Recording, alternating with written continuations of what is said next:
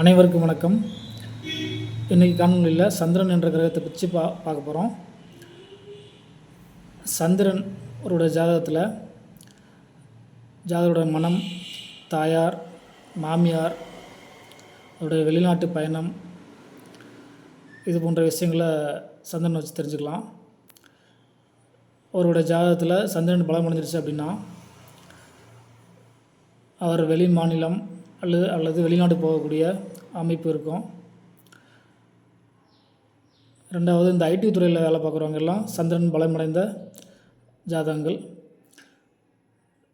முன்ன ஒரு காலத்தில் சந்திரன் பலமடைந்த ஜாதகத்தை எடுத்துகிட்டு வந்தோம்னா என்ன கேட்பாங்கன்னா, பையன் வீட்டோட இருந்து விவசாயம் பார்ப்பானா இல்லை பரதேசியா வெளிநாடு எதுவும் போயிடுவானா, வெளியூர் போயிடுவானான்னு பாருங்கள் அப்படிம்பாங்க.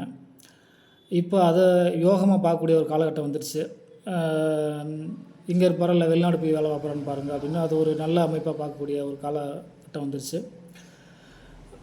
ரெண்டாவது, இந்த சந்திரனை வச்சு ஒரு சந்திரன் ராகு கேது கூட சேரும் போதோ இல்லை ஒரு வக்ரமடைந்த கிரகம் கூட சேரும் போதோ அது ஒரு மனநல பாதிப்புடைய நபராக மாறுறது, இந்த மாதிரியான ஒரு அமைப்புகளை கொடுத்துருது.